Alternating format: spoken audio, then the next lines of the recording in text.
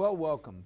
Tonight we're going back to Beacon Hill and try and learn, one, what's happening that directly affects us, and then to get our representatives' perspective on the national scene and how that could have some impact on our wallets. But let's start with an introduction. Al, thank you for having me here. Appreciate it. Another night as we get close to Christmas.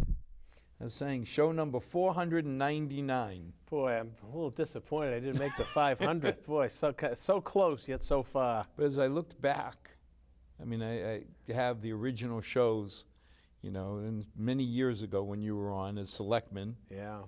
You know, Probably even a school committee. When did you start? It was school committee, wasn't it? Yeah. Oh my God. Yeah. When did you start your shows? What year? I think it was 10. 2010?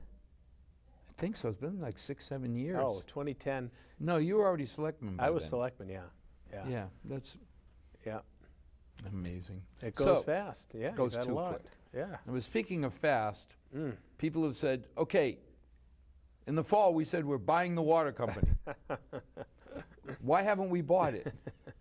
The water company is a very involved transaction, as you know, and the town, led by the selectmen and town council, and of course the finance committee's involved as well, have been doing a lot of work on this project. And a large part of it has funneled to me because state action has been necessary. So I filed a series of bills at the request of the selectmen, and they've been keeping me a little busy in Boston, but that's okay. I've been learning my way. The bill should be, Brian, we want to buy the water company. Okay. It seems simple, but I hear there's like 3 different bills?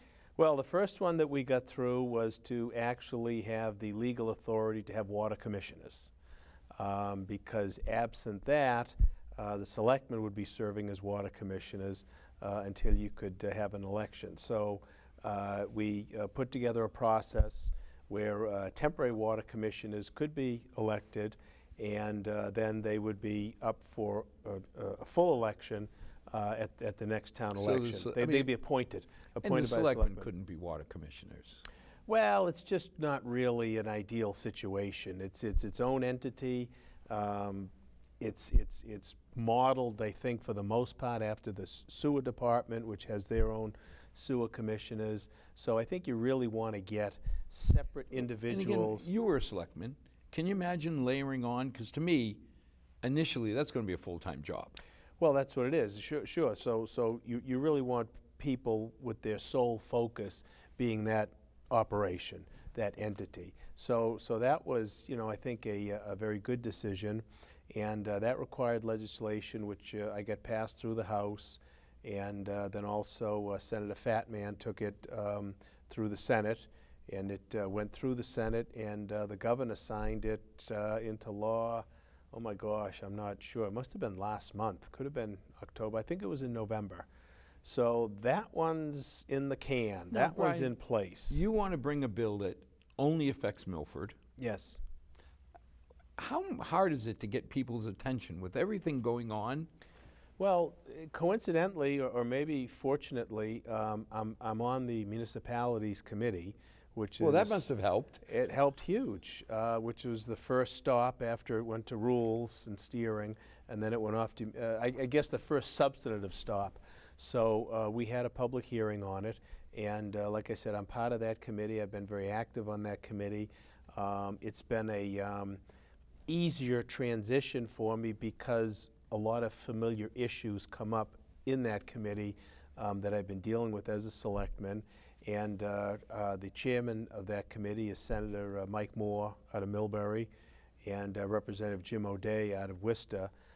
2 great guys, great representative, great senator, and they were extremely helpful in getting me a very quick hearing on the bill and getting very quick approval. So it already starts out as a mixed Senate, House committee? This is a joint committee. Some committees are only House committees. Right.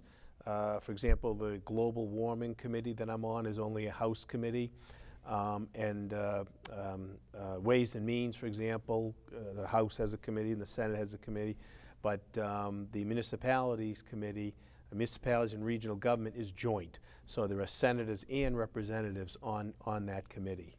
That must make it a lot easier, because I keep thinking the House comes up with their idea, the Senate comes up with their idea, and then you still have to come together in some kind of joint Yes. reconciliation committee. And that happens. That happened in the that happened with the marijuana bill. So what happens is, if there's a version from the Senate and there's a version from the House, then both branches appoint 3 representatives to serve on a conference committee, and those individuals get together and try to iron out the details, the differences, and then come forward with one omnibus bill that then the bodies either vote yea or nay. You can't amend it at that point. So that does happen. This home rule gets treated a little differently, in the sense that it was a late file. It starts in the Rules Committee.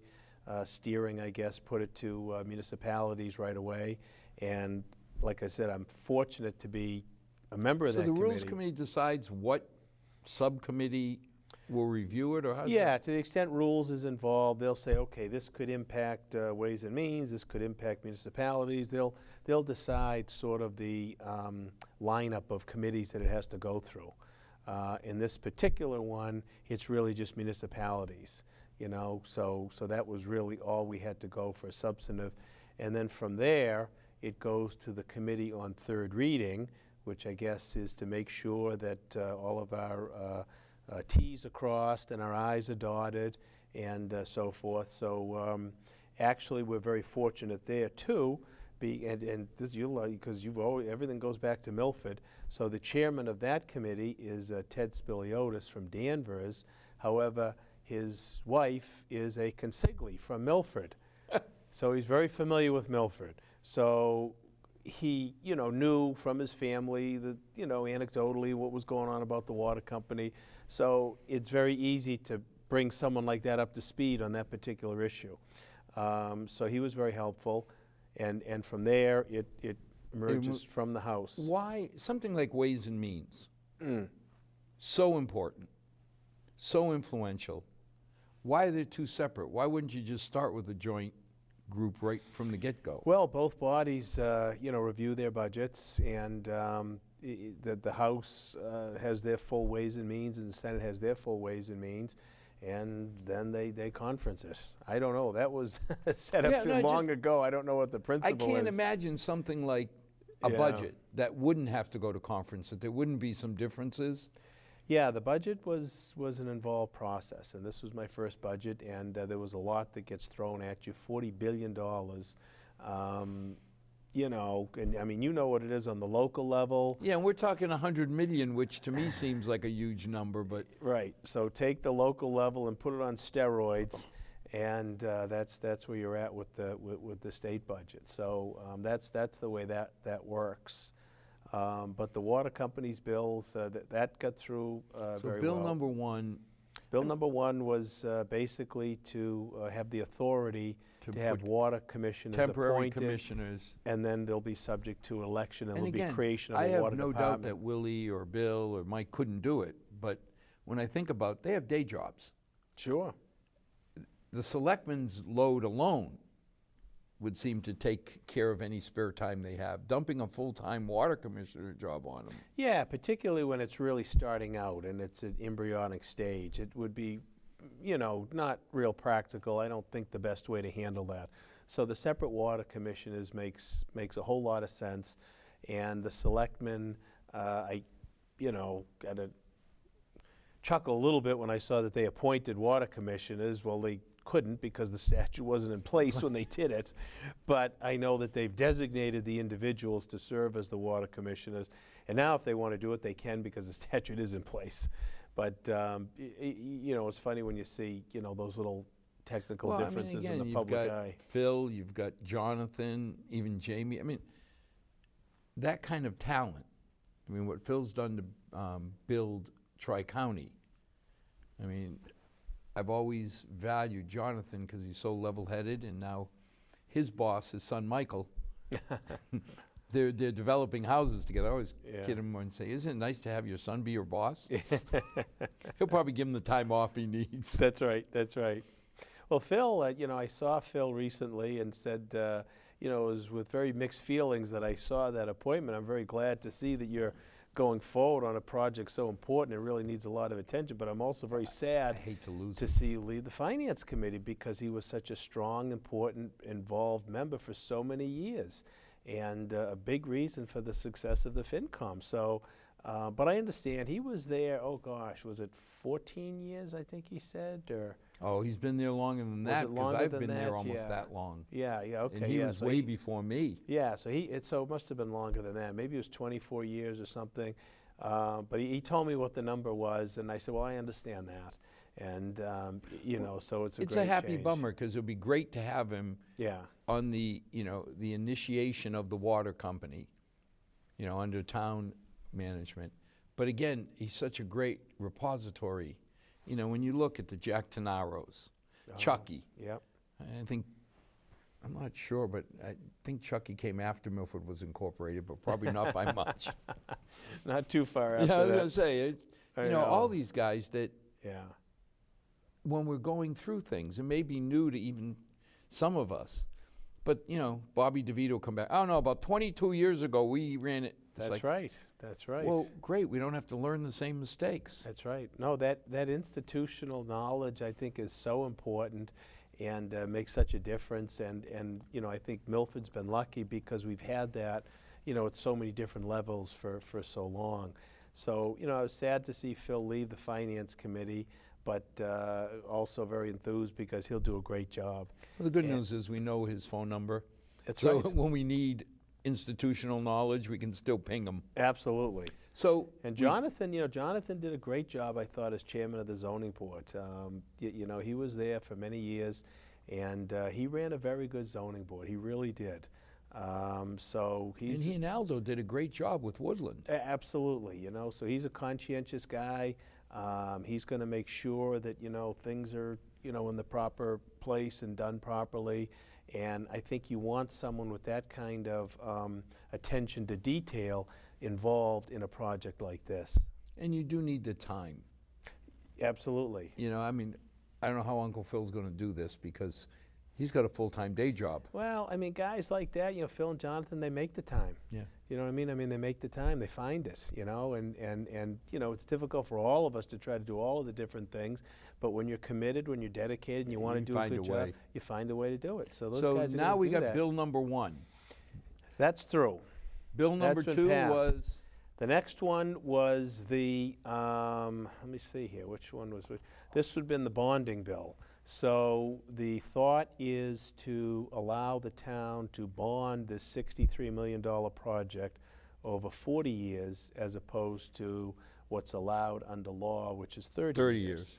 So this was a little bit more problematic in the sense that members of the legislature don't want to see a community put itself in a financially detrimental situation.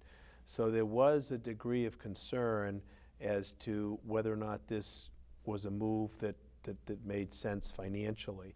So on this particular bill, there were a series of questions back and forth that were being asked by the municipalities committee, which town council Jerry Moody was great on, got the information that we needed through Zach as well, who, you know, also is top notch. And actually Jerry came in and testified with me before the municipalities committee on that, just to assure that this was the best decision going forward for the town. So we got a favorable report out of municipalities on that bill, which was a great success, and it happened very quickly, considering when I got notice of filing, which was after the October town meeting. So that's gotten, that bill is now in third reading, at the third reading.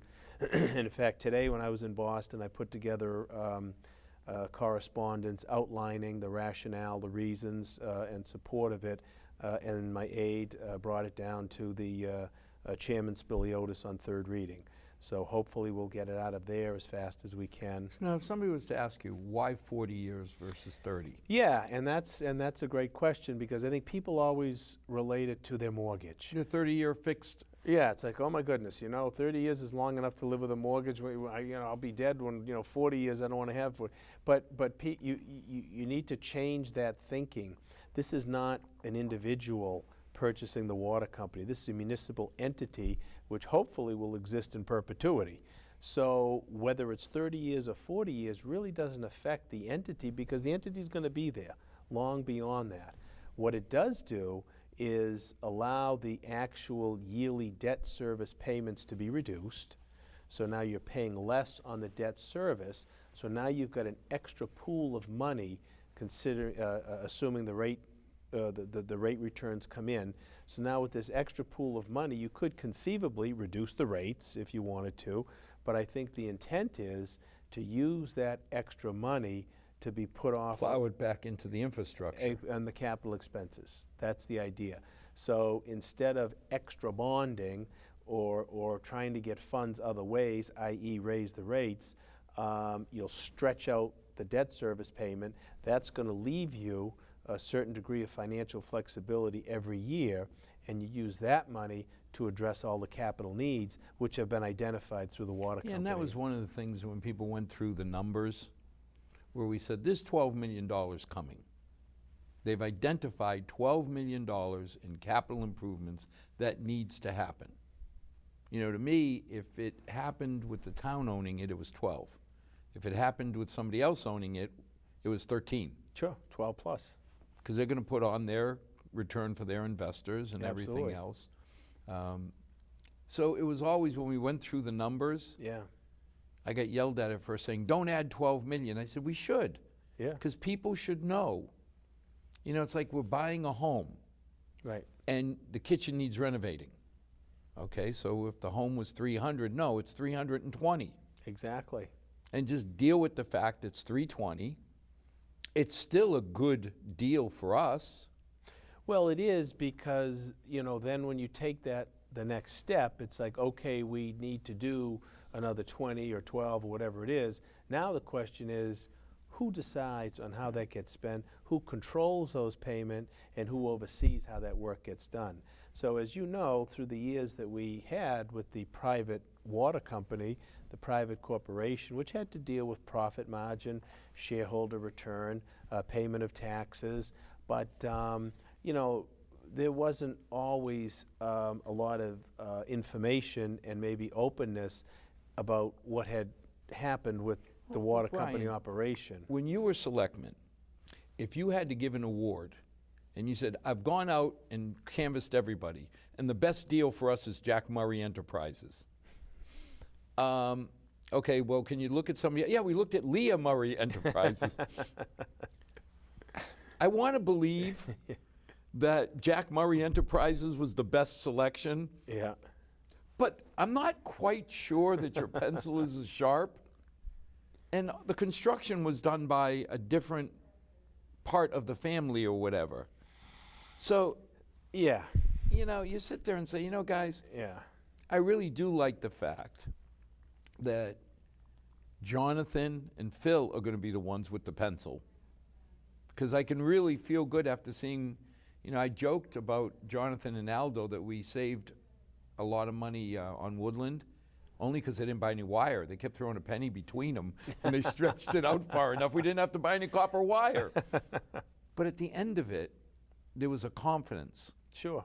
That when Aldo and Jonathan said, yeah, we got to do this, you knew it was the best deal they could get. Yeah, absolutely. For the town. And I'm not quite sure Absolutely. that I felt the same way. I may be totally off base, but... Well, that doesn't happen overnight. Aldo and Jonathan built up a reservoir of trust through the years, through the work that they've done. And that's important, and that's significant. And like we said, I think Phil is that same ilk. I don't know Jamie that well, but I'm sure he'll work very well with the other two individuals. So they're going to take that same philosophy, as well as be governed by the laws of the Commonwealth of Massachusetts, which says a little bit about bidding and disclosure and that sort of thing. So you're going to know now how I those have no expenditures are doubt made. what you said is accurate, that it's going to be very transparent. Absolutely. Yeah. You know, you're not Yeah. going to have any resistance when you go up and say, why did you do this? And if the consumer, I mean, we're not going to say the taxpayers, because not all taxpayers necessarily have water. It's going to be the ratepayers that are going to fund it. But when the consumer, the ratepayer, if they have a problem, well, you know, it's similar to when I was on the school committee or on the selectmen. If you've got an issue, you know, we were there, you know, Monday night and Thursday night. People just come right down and say, hey, look, you know, we got a problem with X, Y, and Z, and you deal with it, you know. So they'll have absolute people that they can reach out to, that they can contact, and hopefully get resolution. I laugh because I wanted to say to Jamie, now are you paying? Because the education you're going to get from Phil and Jonathan is better than any college course you could ever take. Absolutely, absolutely. So number 2, we're in the 3rd reading of being able to mortgage it over 40 years. Yes, so that's down in the committee on 3rd reading. So like I said, we just got a letter of support off to the chairman. I don't know that we can expect much to happen in the next week or so it'll probably be after the 1st of the year. But it's there, and I'm anticipating that we'll get that out, get that through the House, and then hand it off to Senator Fatman for him to do his thing on the Senate side. And hopefully we'll get that thing taken care of. That will be a huge tool for the town of Milford to use going forward. And initially, it wasn't contemplated as having to be used. I think when I was approached, you know, by town council and the selectman and town administrator, it was like, well, we'd like to have this, but we don't know if we're going to get a chance to use it. But now, as these negotiations protract and extend, it seems though it's going to be a much more appealing and useful tool, a practical tool than initially contemplated. Well, I mean, Zach and that whole financial group seem to be on track on. I haven't found any big decisions they've blown. No. So with them saying it's a good deal, and when you look at our track record as a town, financially we haven't run into the problems that other towns have had. Absolutely, yeah. Yeah. So. Yeah, and the finance director, Zach Taylor, you know, he does a great job. His office is very thorough. The information is there. So, you know, that's a real key part of how this town operates. And Zach was involved in this process from day one. So 2 down, or 1.5? 2 down, I guess. I don't know. Almost second down. Yeah. 3rd one. The 3rd one was even more, I don't want to say problematic, but I mean, they just get presented to me, you know, so this was a learning process for me as well. So the 3rd one was... And you had all this time. Yeah. Here, Brian, Yeah. get it done in the next 30 days. Yeah, you know, so the 3rd one was very different in the sense that it's looking for legislative authorization and approval to, number 1, dissolve the Milford Water Company, which was created legislatively through a charter of 1881 or whatever the year was. And then also there's subsequent parts to it to recognize the fact that once the assets get purchased by the selectmen, the town of Milford has the right to allocate those assets, and then employees of the water company that become employees of the town of Milford are subject to civil service benefits. So that bill came in, and it had to be handled a little differently, and for some reason it went off to the Secretary of State's office. So I wasn't real sure how that happened, so I tried talking to a couple of the veterans in the legislature to see if they could help me, and I explained it. I said, geez, you know, I'm not real familiar with this. So they were like, well, I don't know, I've never seen that. I don't know what to tell you on that. So, not what you want to hear. You know, so it was kind of, I don't get the sense that it happens very often. It's really kind of an What would the Secretary's office? Well, there's a statute that requires the Secretary of State to inventory this request, direct me to publish notice in a publication, serve notice. Now, check this out. I've got to serve notice about the bill that the Board of Selectmen of Milford asked me to submit on the Board of Selectmen in Milford. I don't ask questions.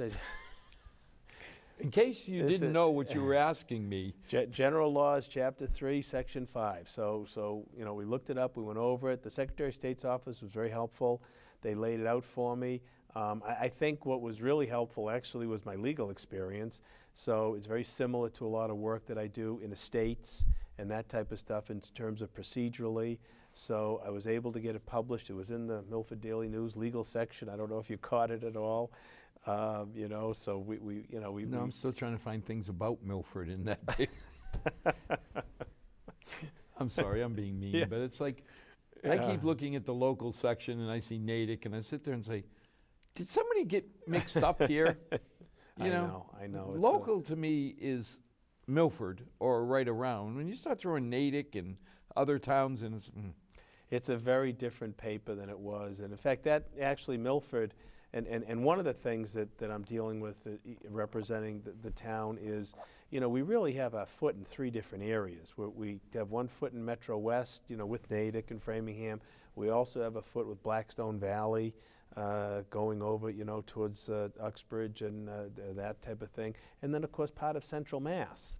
We're part of Central Mass. So those are like 3 distinct groups of Chamber of Commerce's, advocacy groups, and legislators. So Milford is kind of like in the center of that triangle, and what it does is it leads me to have to deal with all different exactly vectors. yes you know, really deal with these different groups, and you know, it makes it a little bit difficult to try to stretch it out. But a benefit, I think, is when I have bills such as this, for example, Jim O'Day, he's out of Worcester, you get to know the representative, you get to work with him, and he's helpful on bills. So, you know, it cuts both ways, but it definitely puts you in a kind of a distinct situation. But the bill that we filed with the Secretary, we filed with the House, and it went to the Secretary of State's office. They were very helpful, so they gave me some, you know, directions. I looked up the statute, went through the statute, found out what we had to do by statute, did it. I brought down there's no form, so I had to create something that, you know, proved that I served it on the when you town. walked in and said, hey, Willie, Bill, and Mike, No. did you know we're buying the water company? This is to serve your notice. Right. If you forgot, Yeah. So I put together correspondence, which, you know, detailed it all, and went down to the selectman's office, and of course Gene Dettori stamped it for me. So that was there, and I'm sure Rick Villani, you know, handed it out to the guys, and then put together my return, you know, packaged everything, brought it over to the Secretary of State's office, met with the director there, found out that, yes, you did a great job, which, you know, great, you know, and it went back to the House. And now that bill has actually gone down to 3rd reading as well. So we're going to bypass the Committee on Municipalities on that, and it goes direct from the Secretary of State's office down to 3rd reading. so it's actually a good thing. Yes, it's worked out very well. Something that was, you know, looked kind of problematic, a little bit complicated, not something that happens every day, not your typical kind of bill, but just kind of figured it out and pushed it on, and now we've got both of them sitting in 3rd reading. So once they pop out and they're voted, is there anything else holding us up from buying the Well, it's water got to go to the company? Senate. You know, that the House has got to, what they call, engross it, and then it becomes, you know, a House bill, and it goes to the Senate, and then the Senate does their process. But they don't have the, you know, all of the legwork has been done in terms of the committees. So I think what Senator... All the due diligence is already behind you. Exactly, yeah. So the Senate is a less formal process, and Senator Fatman, you know, pushes that through, and then it goes off to the governor. Then those items are going to be in place. So the tools that the town needs to effectuate this purchase will be in place, and the ball's in the town and the water company's court to try to iron out some of the differences that they've been dealing with. What kind of differences are left at this point? I don't know. I think that the shareholders of the water company retain separate counsel. I think this council is looking at the letter of intent a little bit differently than perhaps the original council.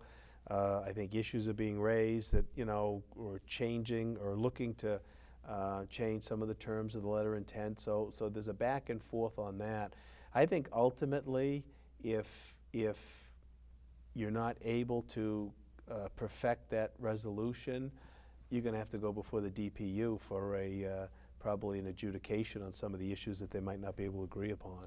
But if I have 67% of the voters, the shareholders, voting the affirmative, I thought as long as you don't have 34 against you, you could do fundamental structure changes. I would imagine on an asset sale, because that's what it is, we're not taking over the corporation, we're just buying the assets. So like, the tables and, Right. whatever it is. No, it'd be different if we were buying the entity. Yes, yes. I don't know that we'd want to buy the entity. No. No. You think of the indemnification that wouldn't come with it if you bought the entity. Right, yeah, no, that came up when I was still a member of the board, and that was one of the two options. But the board at that time, and I'm sure still, was adamant that this was going to be an asset purchase and not a takeover. We don't want to inherit the Milford Water Company. The asset made sense because I'm paying you X dollars, I'm getting these assets, done. Right. One would think. One would think. But nothing is So- easy. Now we move on to other things happening. Okay. Couple other projects or bills going on, like the contraceptive or? Yeah, that was one, the governor signed that. That was a bill that was pushed forth pretty strongly. And what it does is provide free contraceptive care through insurance companies to women. It also allows them to get a year disbursement as opposed to every 30 days. And also provides for, I think, emergency contraceptive on a prescription. So, prior to that, women had to pay for this. Now this will be covered as part of their medical insurance in Massachusetts. But now, here's the part I don't understand. When people try and fight this, now, it gets thrown up that Viagra is covered. Why wouldn't you cover the contraceptive piece? I'm totally confused as to. Yeah, I don't know, and I'm cynical of insurance companies anyway. It seems as though you've really got to force them, to do things. They're not going to do it on their own. And there was also an analysis of what the cost was going to be, and I think it's pennies on your monthly premium. Yeah. It's like maybe 7 cents, on what your monthly premium is. So, I'm not sure what the history is on that. But this bill came up.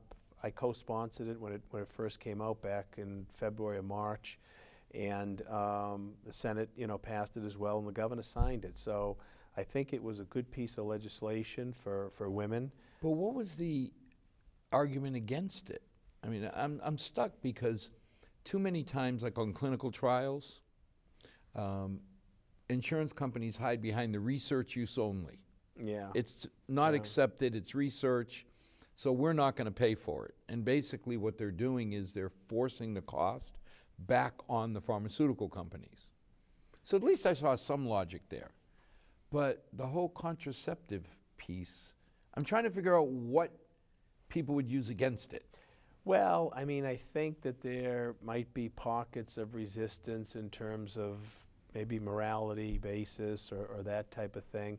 I think from a business sense, I think insurance companies don't. Well, the cost. Exactly. They don't want to pay for anything That I they're can not- understand. that they're not forced to pay for. And I can understand people's religious rights to say, I'm not going to use it. Okay. But I don't understand the other side saying, you can't use it. No, it seemed to make a lot of sense. It's something that affects, really not only women, it affects families.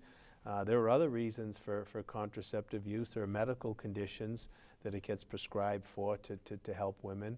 So to me, I thought it made a lot of sense. Well, I remember some of the kids were back in the soccer days, where the kids were going into the age where the hormones were going left. You know, you got 12, 13-year-olds.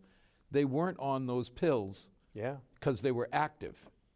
You know, it wasn't for Sure. long discussions. It was balancing out their metabolisms. yeah, yeah. Thank God. Yeah. No. It's terrible to say, but you know, and Yeah. you sit there and say, but I don't understand. If you tried to tell me, you know, if somebody came to you and said, your daughter must be on it, Yeah, okay, I can fight that. yeah.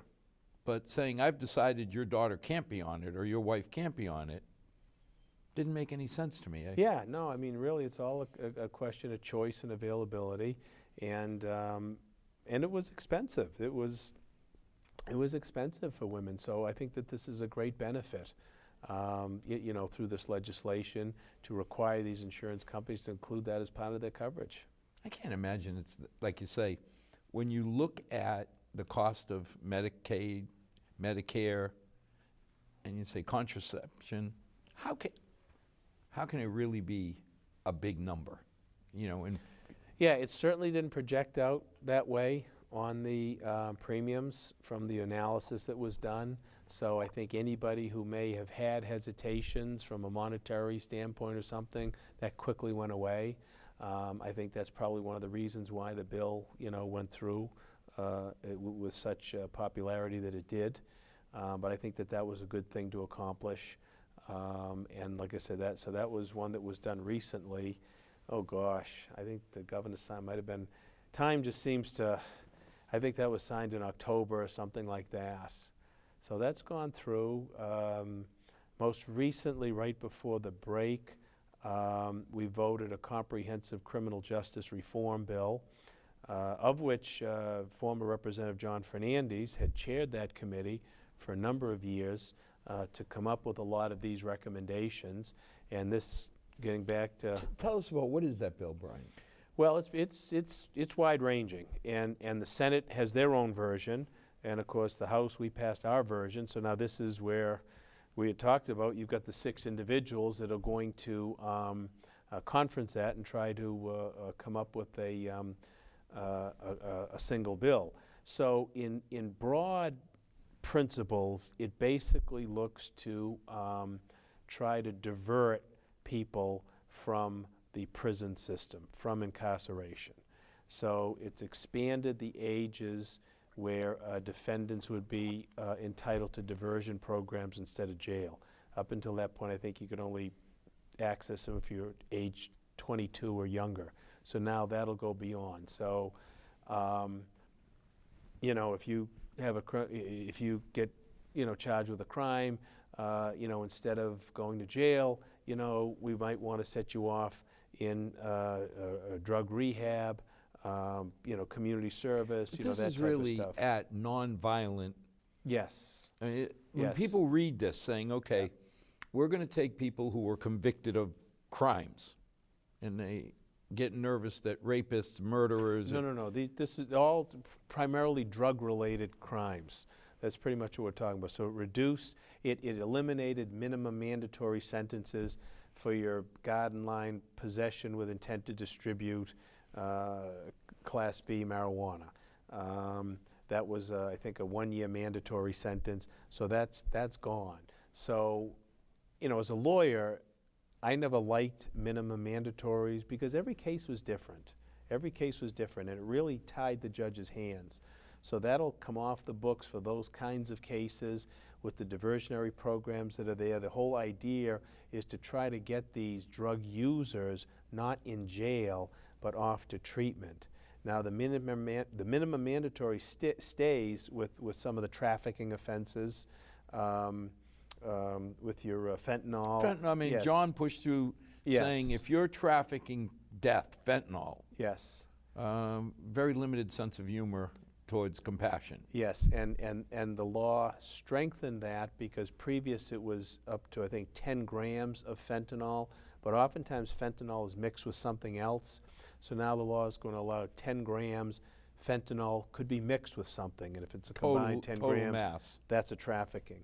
So it did increase some of the penalties for some of your trafficking charges, but your lesser crimes, it's getting rid of the minimum mandatory and trying to steer those people So off the bigger to treatment. fish, I mean, John came on once and talked to us about, you can be a user, you can be a dealer, but then it really, the big fish start at the traffickers. Yes, yes. Those are the ones that are moving the mass quantities. And those are not getting reduced. It's basically, for what you would indicate, the user, maybe the small dealer, and these small dealers are like, maybe they give their friends some drugs or something. It's Yeah. not like they're out peddling. Those are the traffickers. So the minimum mandatory is staying for those, but going away for a lot of the smaller drug offenses, with the idea to try to divert these people off to some rehabilitation, some treatment, as opposed to jail. Well, a lot of them, when Sheriff Lou came on, he talks Yeah. about, okay, you're going to put somebody in, it's going to cost you 50, 60 grand a year, and you're going to harden them. Because where they're going, there's not a lot of good people around to help. That's right. That's right. So the diversion thing, I'm not sure I'm totally comfortable with it, but I know I'm not comfortable with the alternative.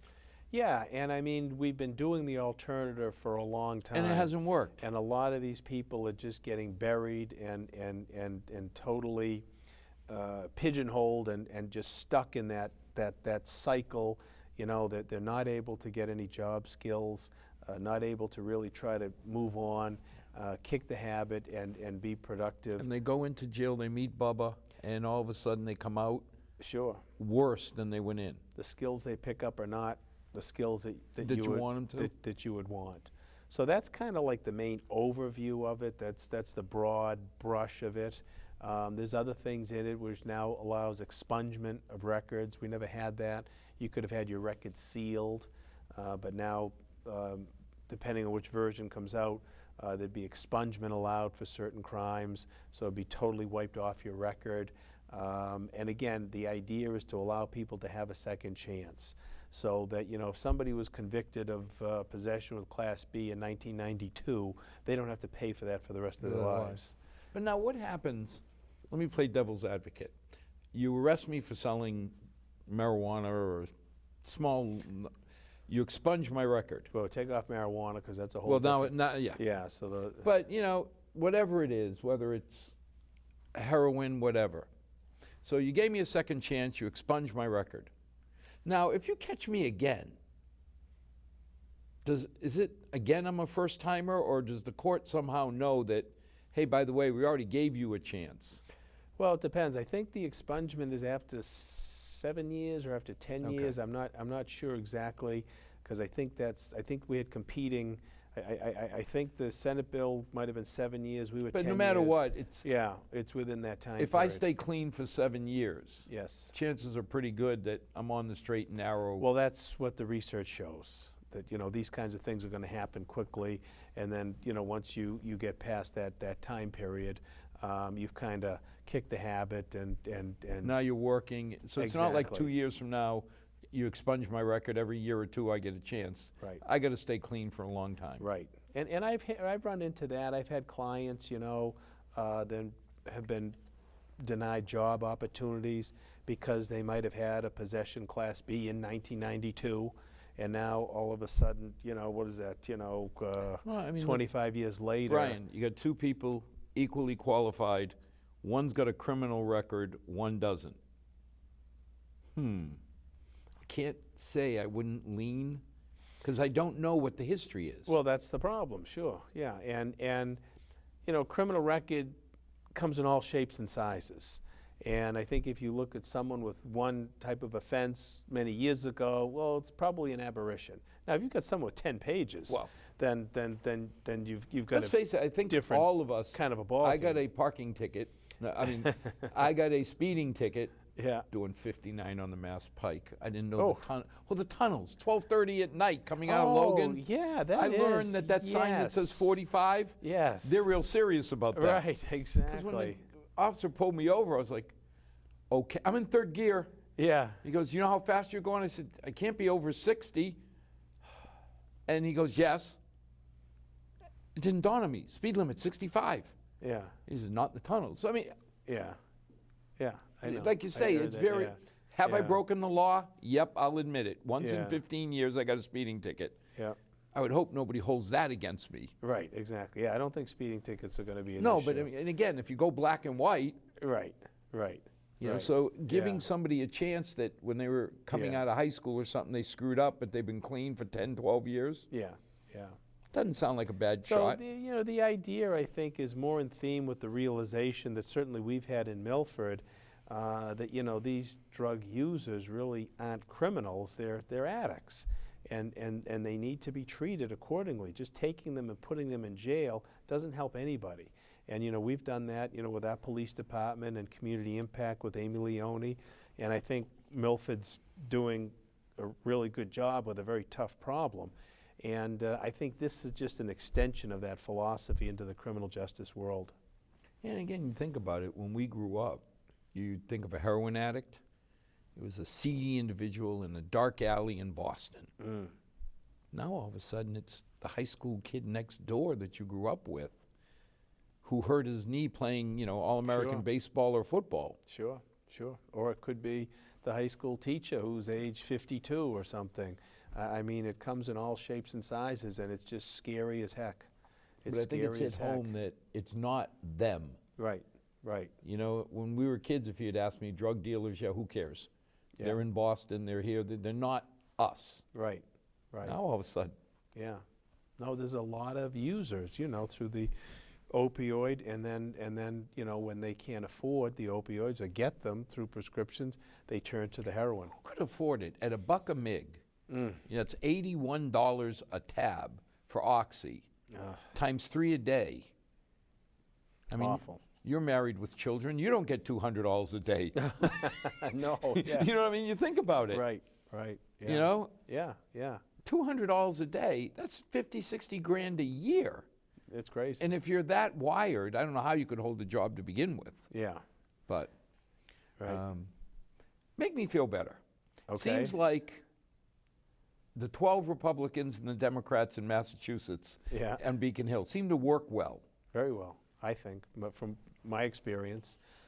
Yeah, everybody that I've come into contact with, both in the House and the Senate, have been very accommodating. Party lines, I don't think really affect that.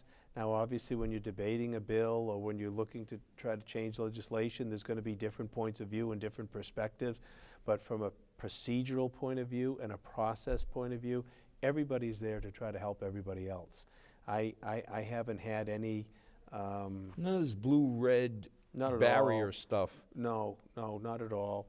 I mean, I suppose that there are pockets of individuals that are like that, and I mean, I certainly don't know everybody, but my wing, there are 5 of us on the wing, and then we have 2 Democrats and 3 Republicans. And I mean, I get along great with those guys. It's made me feel good that I have a hard time distinguishing between a liberal Massachusetts Republican and a conservative Massachusetts Democrat. Sure, If you ever looked at Dick Moore, sure. not your most liberal person when it came down to a lot of the things he went Sure. through. Yeah, yeah. But that made me feel better that it Yeah. wasn't like I hear in Washington, well, it's automatic no. Automatic yes. Well, yeah, yeah. how can that be? Yeah, yeah, it's crazy that, we've got such, polarized interests on both sides, the right and the left. Oh, I think blue and red are both equally guilty. And it's just not the way government is supposed to run. It's not the way democracy is supposed to run. I mean, coming out of the municipal end, the idea is to get the job done, period. I mean, you got an idea, this has got to be done. We just do it, and that's how we did things, and that's kind of the philosophy that I have. And there are a lot of like-minded people in there that do that. Now, do they have different ideas, different perspectives, that's different good. philosophy? Sure. Yeah. I used to laugh because when Bobby Littleton and I were on committees, Yeah. I loved having him there because he looked at things in a way that I could never understand. Absolutely, yeah. But you knew somewhere, Yeah. smart guy, heart's in the right place. There's got to be a reason he's coming at it that way. Sure, sure. And somewhere we both seem to learn from each other Yeah, and come up with the best solution. yeah. And I hate to see it when the Democrats and Republicans both are drawing lines. It's not healthy, and it's not the way a government should operate.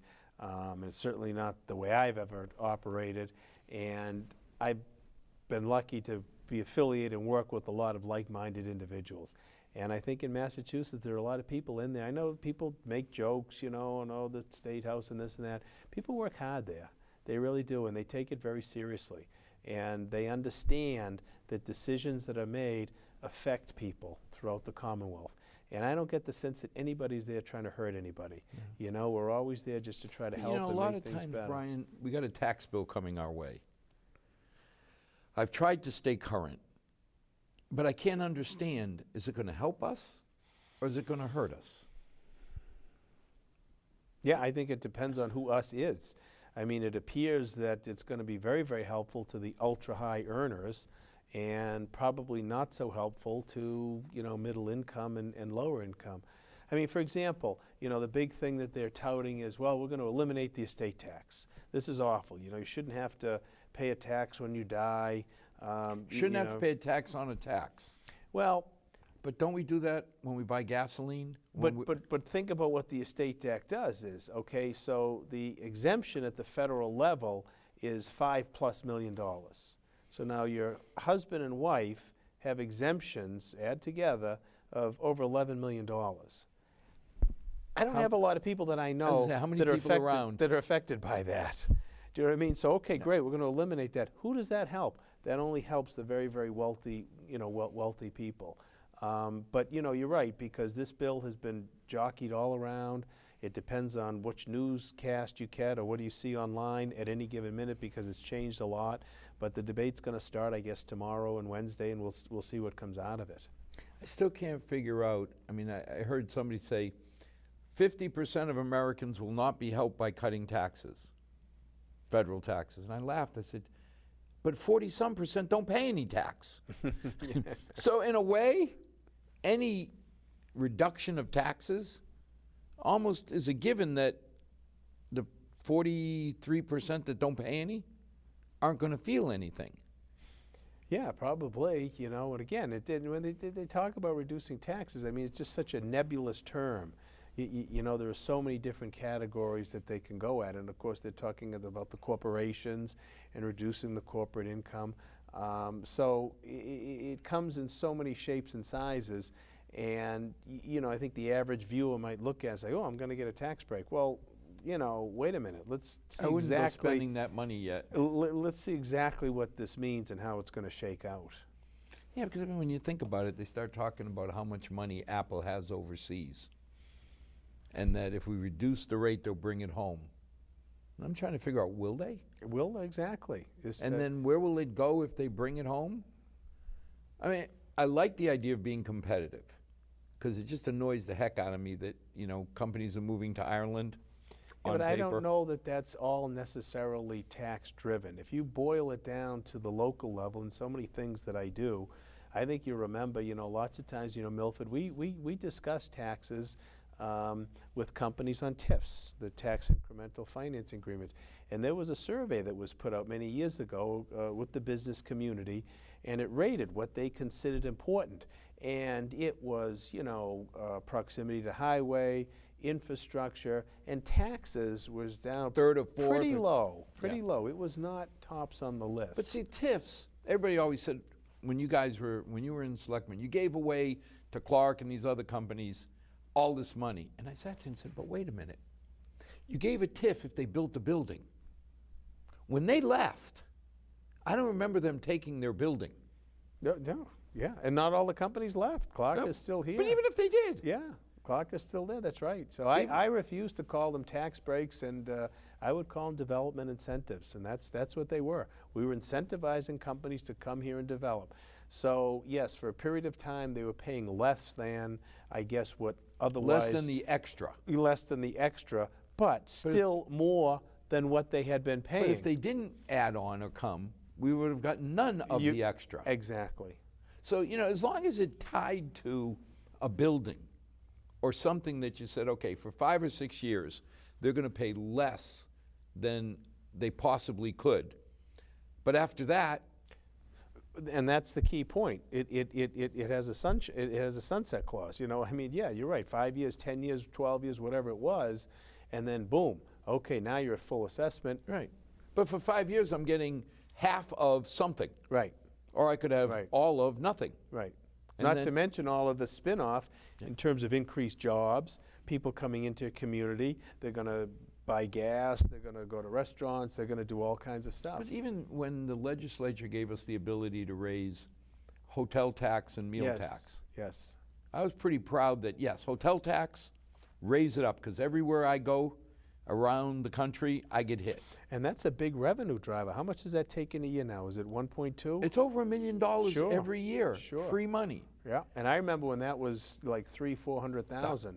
Even then, I was tickle pink. Yeah. Because we didn't have to do anything for it. You're right, exactly. And to me, it was getting back some of the money.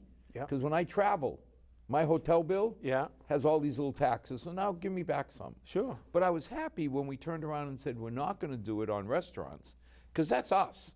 Right, sure, yeah. You know, you go down to Sorrento Room, you go down to any of the restaurants here, Yeah, that's Milford people paying it. right, It's not people coming in. right. So, And I suppose if you're in a revenue crunch, you'd consider it, but we weren't. But the hotel tax made a lot of sense. thank you for everything you're doing. Thank you. I appreciate being here. I'm sorry I didn't make the 500th. No, you'll make it on when we have the little interviews. Okay, good. As always, thank you to our 6 loyal viewers for joining. There's so much going on. We've got so many good people working hard. Get to know our government. Get to know how important it is when you have individuals who've given most of their lives to helping out the town. And as always, may God bless. May tomorrow be a better night than tonight. Thank you.